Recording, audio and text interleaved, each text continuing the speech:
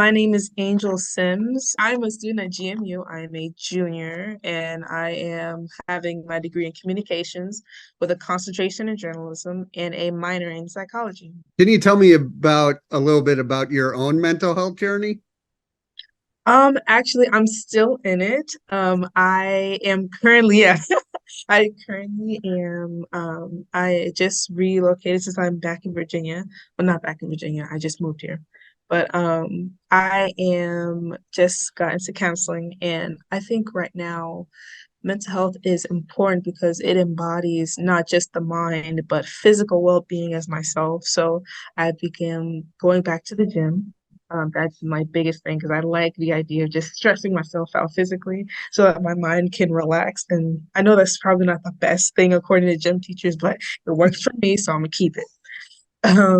But mental health is about balancing the physical, mental, spiritual, so that when you're able to, let's say for me, be able to talk to the next generation, you're able to come out and say you're not perfect, but be able to give things from experience yourself. So being able to carry information, not just for yourself, but for others. I think that's most important when it comes to mental health. Yeah, with school, it's always, a lot of classes and there's some stress there. But what do you do to help your own mental health? When it comes to my own mental health, it's encompasses so much because I've done so much to run away from it. Mental health has been kind of like, especially in the Black community, it's not really talked about a lot. It's always like either pray about it, and even as a Christian myself, I believe prayer is a big part. But I think from a Christian perspective, God gives us a responsibility to take care of ourselves, and He brings people in our lives to be able to walk together. And I think that's a part that I've started taking initiative within myself because I looked for the strength of my parents, but it's like I'm 21. I'm a whole adult, so I can't look to my parents for things that they don't know. So, I think for my mental health, being able to know what's important to me and then being able to use that an example and carry that in every aspect of my life. So being able to learn about myself and then exercise that in my day-to-day life and the relationships that I have as well. Yeah, that's interesting what you said with older people, and I see that all the time as well. When people your age, do you see people being more open to have these conversations? Yes. And crazy thing that you say that. So I'm gonna get a little personal, but Friday I had a whole mental breakdown because I have currently a class that I'm stuck with because my advisor took like 3 weeks to get back to me and it's past the drop date for the class. And I was just like, oh my God, I don't wanna.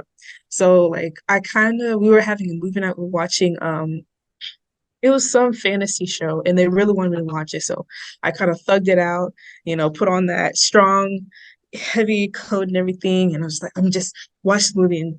And then I kind of just was feeling the anxiety started to settle in. And I was just like, oh my God. So I was just like, I'm just thug it out. And then I started crying. Like I started having tears rolling down my face.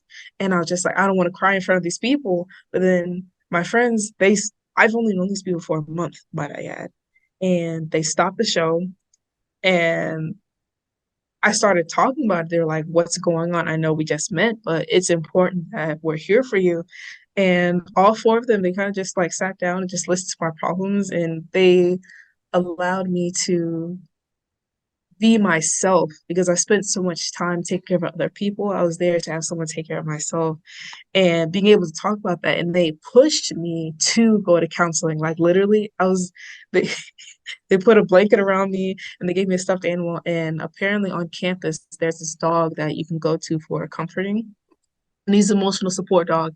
And literally, we are at Southside, where housing is by Southside. They walked all the way to me to the police station where this dog is. The dog wasn't there, but knowing that I had a stable fortitude around me, even if it wasn't people that I know, but knowing that there are students that understand where I'm coming from and they were patient with me. They didn't know my story. They didn't ask a bunch of questions, but they just sat there and comforted me in the moment that I need. And it was just, that was the example that I needed when it comes to one, transferring to a whole nother state by myself and in the area I thought I was by myself. And I'm like, no, there are people around me walking through the same thing. And I just need to, personally for me, talk about it and be aware that there are people talking about it. I just need to find the crowd of people that are being open enough to talk about